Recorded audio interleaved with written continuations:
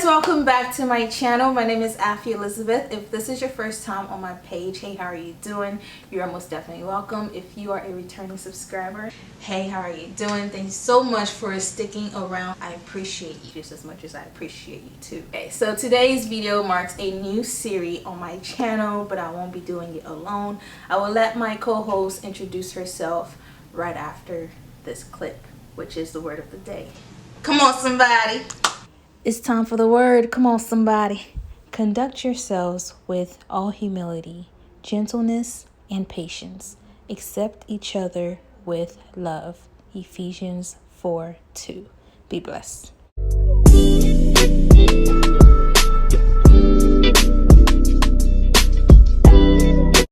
Hi, my name is Miriam, and I am Afi's sister-in-law. I will be joining her on her channel here every Friday, where we will have talks. Afi and Miriam talk. We'll be discussing everyday life topics based on our own experience. So we'll be sharing with you what we've learned over the years. Speaking of which, today's video is about our experience as Black people in the US. You guys know what's been happening on social media and also on the news. We've experienced a lot of, police brutality within the Black community. Speaking of which, history has been made. All 50 states has been protesting. The whole world too. Yo, that's like awesome. Most countries. So today's topic we'll be discussing, just as Marianne said, we're going to be talking about our experience being Black in America, and we're not going to do it just by just randomly. We actually have some topics that we were going to blend out. Yeah, pulling from. So you want me to grab it? Okay. Voila. So, number one, our first topic is what comes to mind when you hear white supremacy? Afi. Looks like you were as confused as I was. I didn't even know what he meant. I had to Google it. I had to Google white supremacy. Yes, I did not know. I just knew the concept, but I didn't know that it was called white supremacy. Well, Google says that it's the idea of white people being superior to all other races. And I did, the question says, what comes to mind? So to me, nothing came to mind. I had to Google it. I had to Google it, and then I understood it. But the thing is, I've always known what it is. I just never put a name or have a personalized expression to it. The fact is, I grew up in the Democratic Republic of Congo. I moved in the U.S. when I was 18. But the concept of white supremacy itself is true not only in the U.S., it is also true in African countries, especially in my country, where even Congolese people, you would meet a fellow Congolese person, but would consider a white person to be superior to their own brother. When white people, people from the Western world, went to Africa and colonized. I'm going to talk about my own country because that's where I grew up, that's what I know, that's where my experience, that's where I've experienced this. The idea of considering white people as better than Black people, even in African countries where it's mostly Black, where the population is mostly Black, the majority is everybody's Black. But the minute a white person, someone of the white race would come in, you could sense that in the room, people would give that person much more value. They just value that white person more than they would value me. Yeah. Right? But we are of the same race. But this concept actually came into life back in the days when there was colonization, right? So people from the Western world would go to Africa to colonize, and they would do it so that they will set themselves apart from the Black community, and Black people would serve them And whenever a black person would kind of join that class, will go to school, get a degree, and start practicing medicine, law, or whatnot, they just those people would feel like, oh, now we're a part of a greater class. And even those black people that I've kind of emancipated would look down on their counterparts, right? Or they would look down on their fellow Africans. See, with me, that's deep actually. I actually learned just by listening to you. That's actually pretty good. I'm amazing. I know. For me, I had to like, everything that you said also plugs into colleges. Like, especially with the schools. White people tend to look down on black people when it comes to education. I grew up in North Carolina, so like our school was in the neighborhood, but we also had to my parents found a better schooling as far as education wise in the suburban area. And I remember with the schooling, HBCU, which is Historical Black Colleges and Universities, a lot of people tend to look down upon HBCUs because they feel like they don't, what they teach is not, It's not good enough. It's not good enough than a white, white, diverse or whatever schools. majority. But really, what I've learned was having friends that attended HBCUs. They teach a lot more than what I've learned. It is like what is wrong is the fact of considering those schools to be less than other schools just because it's a black school. That shouldn't be the case. If you're gonna compare the schools, the comparison should be about what is being taught.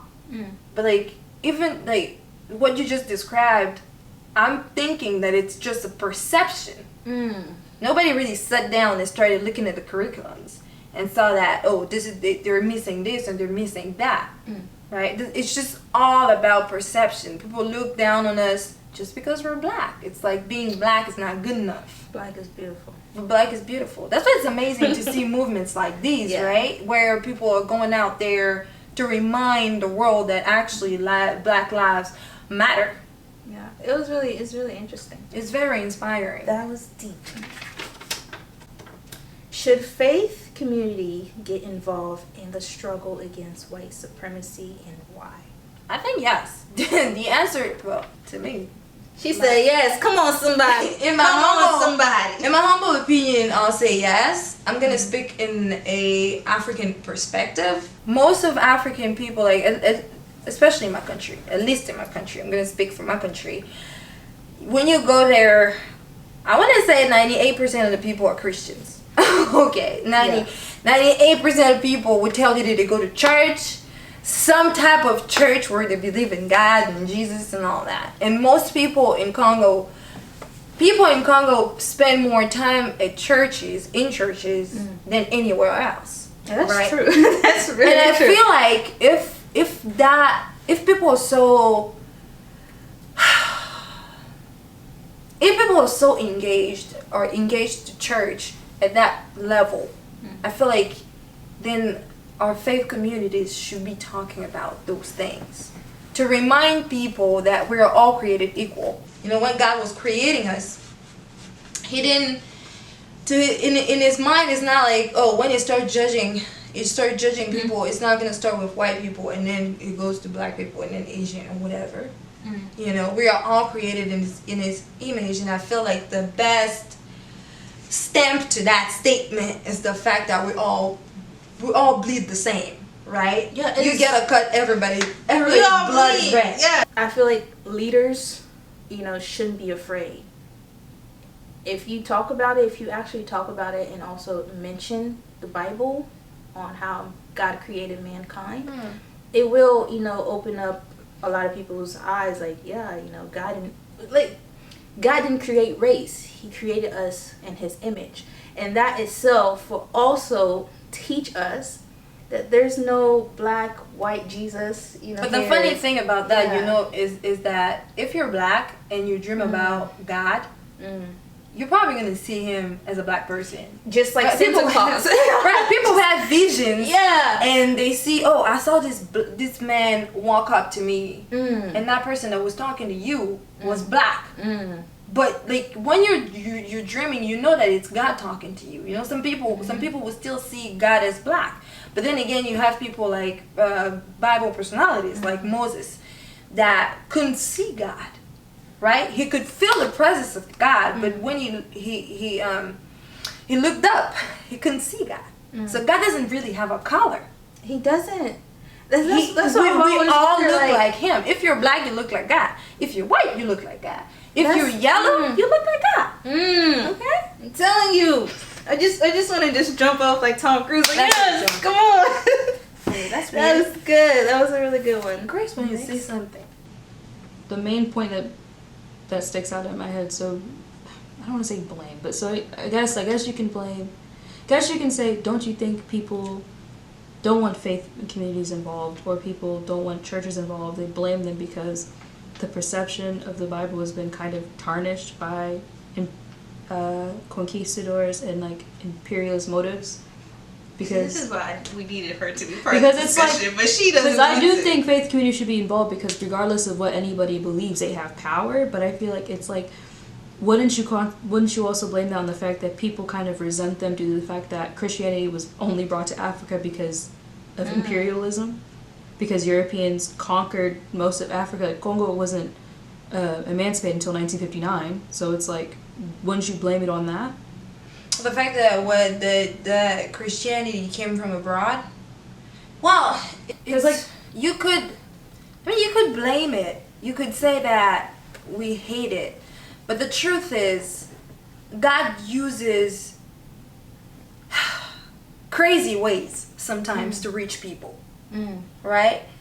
God could use your own enemies to reach you. You know, for Him to show Himself to you. So the fact that we were presented Christ by those people and the religion was kind of imposed on us is not a good thing, right? That's terrible, because even Jesus himself in his word, he says, choose, I present to you life and death, choose, right? And then he gives his advice, and he says, choose life, right? But it's terrible that the missionaries that came in Africa back in the days made it mandatory for people to follow, Christ, and they would kill, and they would.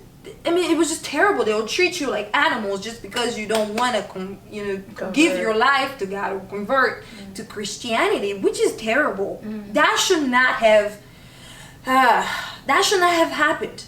I guess that's why people tend to question the Bible a lot. 'Cause it's like, well, we didn't choose to be Christian, but you guys are forcing it. Not even just that. The Bible's for peace. It's for peace of mind. It's to build your spirit up. But there are people, the people who are conquering these other people and forcing them to do this, they're imposing a superiority complex on these people. Like, oh, if you don't follow God, you're stupid, and that you don't deserve to be alive. And then they're also massacring these people, and then they're raping these people, and they're killing these people, and they're oppressing these people in every way, shape, and form. And it's like, there's a way to peacefully go about this without seeming terroristic. And And this is where spiritual warfare comes into play, right? We all know that God works in different ways, but the devil also works in different ways, right? We are here. God is trying to do something in Africa. God is coming in. I mean, God sent missionaries, right, to come present to us Christianism. But then again, the devil is there doing his own work, right? Because, I mean, you will find in church preachers that are raping people, that are abusing kids, right? That's the work of the devil. That has nothing to do with God. So my take is that the devil found a place for him to infiltrate that movement of Christianism in Africa, in various places in the world. And it's unfortunate that those things happened, but I believe that it was still God's, it was still God's will. It was still God's desire for African people to get to know Jesus and to grow into it. Because we can't really question God at all. Like That too. we can't really question. Like That there's too. a lot of Christians and non-Christian, different religion that question God's will. So it's not our job to question what he did and what he should have did or why he's doing it. Right. Our job is just to believe in the word of God and try to be like God. That's it. Well, that was our sister behind the camera. Wish she could join us right now, but she's going to work. My hair's not done too. You ain't gotta say all that. Next question. All right. That was deep. That was very Really deep. good. 3? Yes. How and why the all lives matter argument is not acceptable. All life matter. The all lives matter argument is not acceptable. All right, she ain't got to do all that. For me, I just feel like, first of all lives do matter. Right. Okay. Sure. But right now, the life that's being affected right now is Black lives. And that itself has been for almost 400 years. I mean, saying that all lives matter when someone is posting about, Black Lives Matter, when someone is trying to raise awareness about what's really going on, it's just out of context. I'm sorry, but we're not trying to say, oh, the world is dying. That's not what we're saying. We're saying that Black people are being killed every day, like they don't matter. We're trying to wake people up. Like, this is what's been happening, and we've been taking it in. But now we have proof. Because sometimes people would be talking about it, and some people would think that, oh, you're just complaining too much. Oh, yeah. But the thing is, when you see it on the media, every single week someone is dying. Every single week someone is complaining about being mistreated. And the police are not doing anything about that. And I mean, it's like the justice law system itself is not doing anything about that. It's just it's only good when some other races are attacked, but when it's a Black person, it's just like, yeah, well, they're all thugs. like So I they're watched a previous not previous, but I watched a video that somebody posted that was more like On a historical page, and it showed the difference between a Black male that's being pulled over by a cop and a white male that's being pulled over by a cop. And the same thing that happens, you're telling this white man to stay down, don't move, don't do anything. But they're moving. But they're and you're not moving. saying- But if a Black person does it, that person automatically dies. Which also tags in with another video that I saw online about this Black male. It was really, very, really hard to watch. I couldn't even watch it. You did watch it because now you're talking about Well, I couldn't finish it. I couldn't finish it. But they told him he had a pistol gun and it was for work. And they told him to don't move, and he flinched. He was doing everything the cops was telling him to do. Don't move, stay on the ground, stay still, don't say anything. And he flinched and it killed him. But if you compare it to the white man that was moving, he even got inside of a cop's car and started driving. And then he drove his car and ran over the cop's car. And it's just like... It's like when you talk about it and you haven't lived it, you wouldn't relate to it. Right? And I came in the U.S. I was 18 years old, so I haven't been here as long as Afi has. I haven't been in high school, but I went to college, and sometimes I'm looked down upon just because I'm Black. It's not my grades, because my grades are, let me tell you, okay? Great on somebody. All right, my grades are amazing, but I'm being looked down on just because I'm Black and I'm African. That's another level. Okay, there are all these stereotypes and biases about people that shouldn't be, and that's what the Black Lives Matter is all about. All lives matter is only used to defend white people too. It's not That's used to true. defend anybody else. it Like, is. It really is. If all lives matter, where were you when they were talking about bordering the country? Let's fight. No refugees could come. Like, Before it gets too deep, last but not least, number 4. Okay. How have you experienced racism firsthand? So this is great. As I was saying before, this is a great question. As I was saying before, I came in the U.S. when I was 18 years old, right? So I couldn't can recognize racism just like freshly out of my country. I can recognize it. I'm pretty sure there are instances where I've been through it, but I couldn't notice it because I've never been in that position. And I've learned about it in school, but I've never been in a position where it's actually happening. But the one example that actually sticks out to me is when I was in college. I was in this class, and I was the only black girl in that class, in that particular class.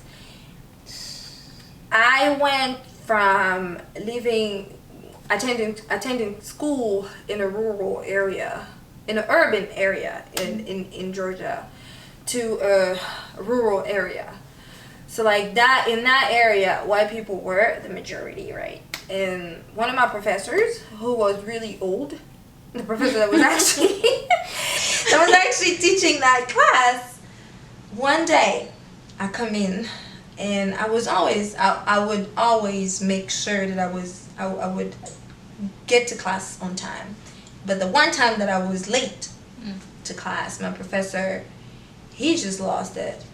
Now, mind you, I was not the only, I wasn't the first person late, and I wasn't the last person late. Okay? He lost it. So, you keep coming late.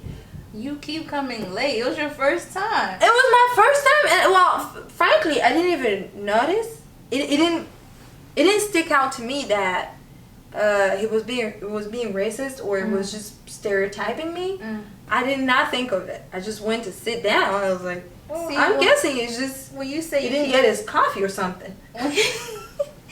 You know, for me, one way, because I experienced it at a young age, I didn't even notice that it was racism at first. But to what you were saying was, you keep coming late. To me, it was one of those instant reminder on how some of my university teachers used to compare me with other black people. You look like, doesn't she look like, no, I don't look like so-and-so, okay? Black people don't all look alike, okay? So that to me that's what reminded me when you say you keep coming late. But as for me, how I experienced racism firsthand was actually when we, like you said, we lived in Kinshasa. And we saw each other, okay? We saw black people. That's all you see. Most people are black. So when we moved to Europe, the first country that we settled in was Switzerland. Oh my God. And yeah. So I was adventurous at a young age. But, yeah, right. Your parents so cute. Adventurous. But we settled to Switzerland, and I started preschool in Switzerland. So my first time experiencing racism, I didn't even know there was such thing as racism. So I walked into the school, and the first thing the kids did when I walked in was they paused. They looked at each other. And then one of them had the courage to walk up to me during recess and was like, yeah, and me.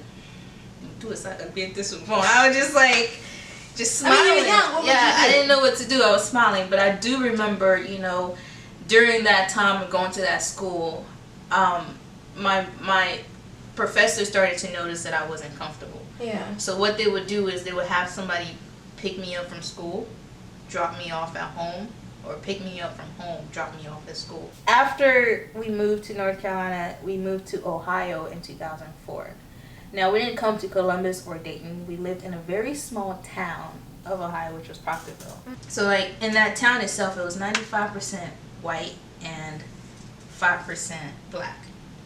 Why I say 5%? Because there was, 3 people and 3 black kids In the entire school. Yeah, that's interesting. Yeah, so that itself was, really, I've never witnessed this before. That's more but 99.9. Or the 0.01. Yeah, but it was I became uncomfortable because if I wore braids in school, people would be like, is that your hair? Oh my gosh, your hair grew overnight. Really, they'd be like, your hair was just short yesterday. How did it grow so long? That makes me feel, that makes me think of ignorance. I feel like racism is really it's fueled by ignorance. It really is. Because if you're not ignorant, there are things that you just know that exist. When I actually went into 8th grade, that's when we started talking about slavery. And I had this one teacher in particular who, instead of talking about slavery, one, you're white.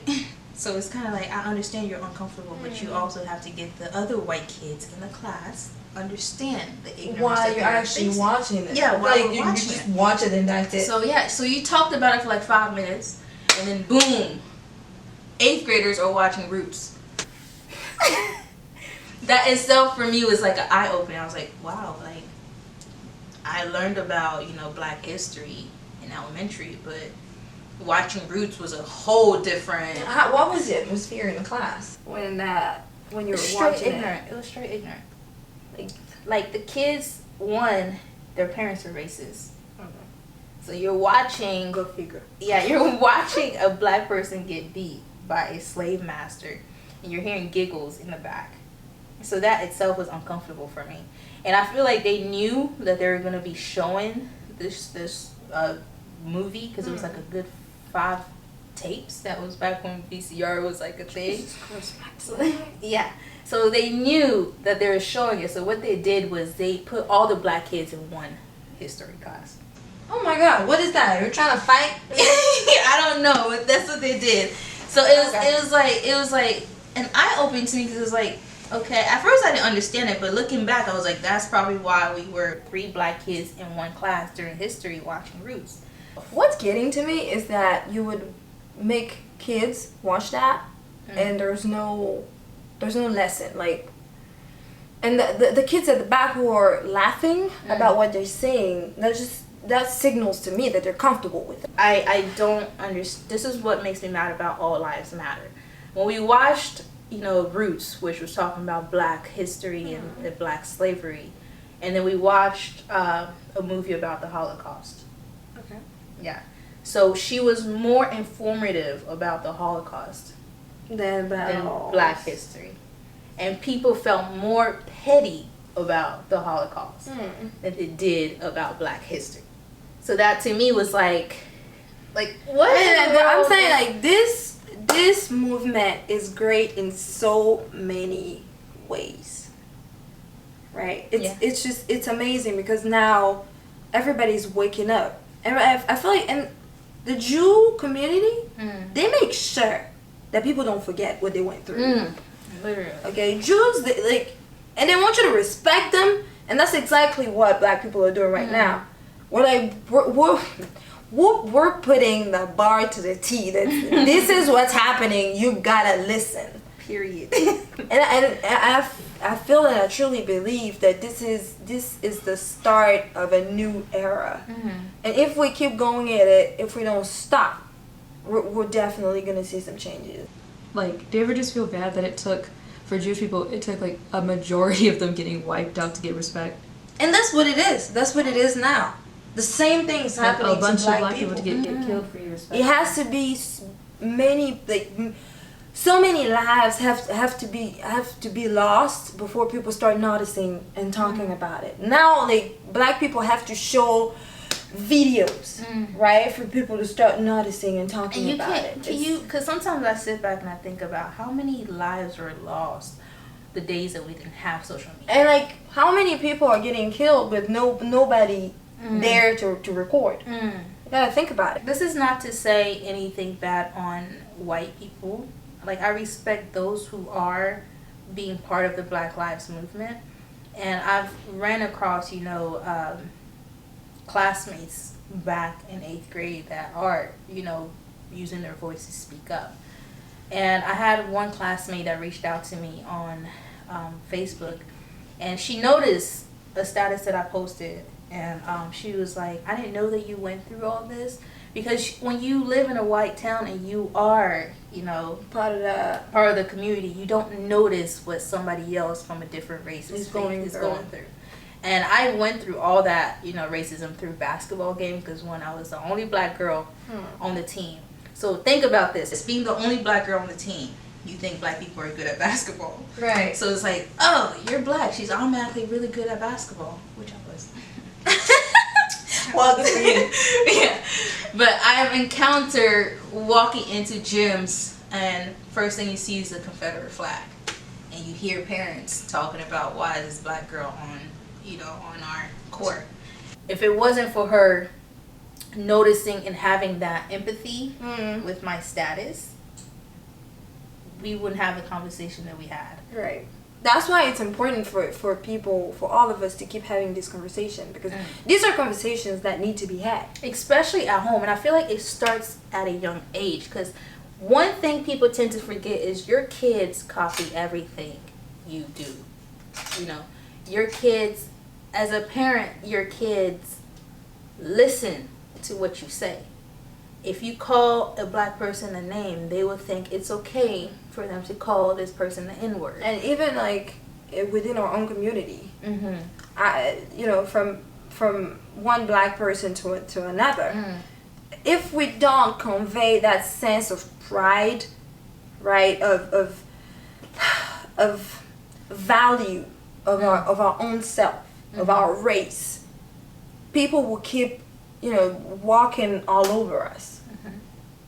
And people out there who are reminding, like these constant reminders that you're beautiful no matter how black you are, the different shades of black, all those things are important.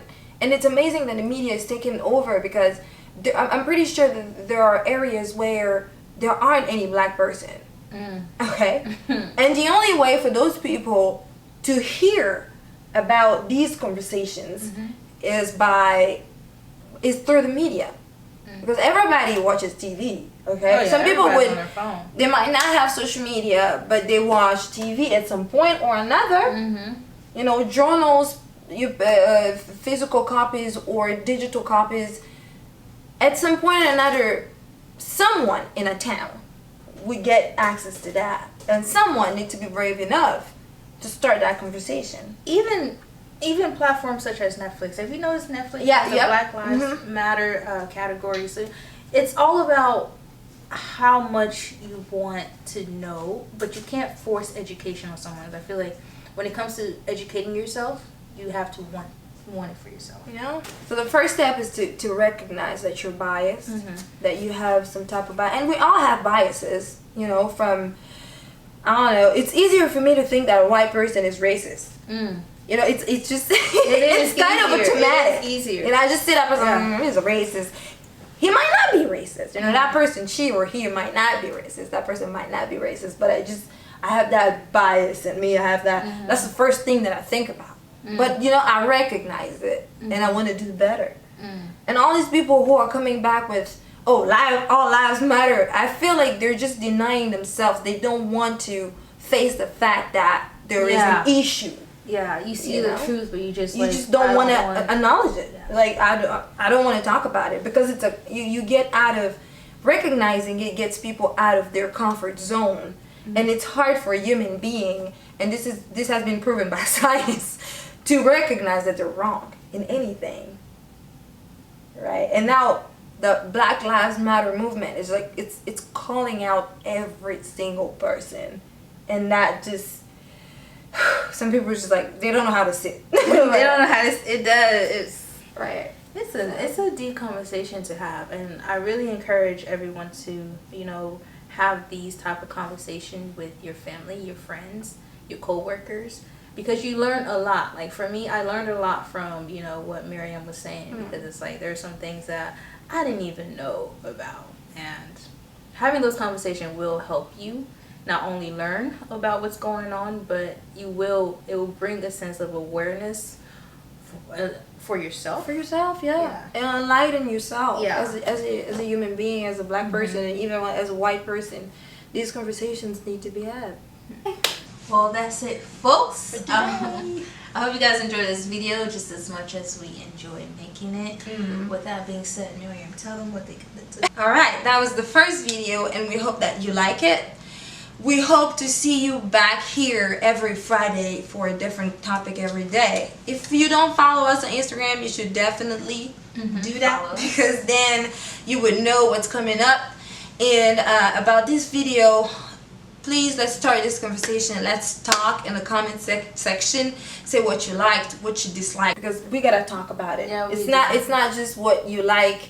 Don't say that we're amazing in anything. You know, the comments that you give, the suggestions that you bring to us help us get better, right? And We want to start this conversation, so please feel free. Tell us what you like, what you didn't like, and whatever we didn't talk about, you feel free to add it on the comment section, and we will talk. All right, definitely talk. We'll talk. If you have any other topics that you will want us to discuss, Yep. let us know. Let us know. Slide in the DMs or leave a comment down below. Definitely. So we can talk about it. All right. So thank you guys so much for tuning in, and we will see you guys Next time. next time.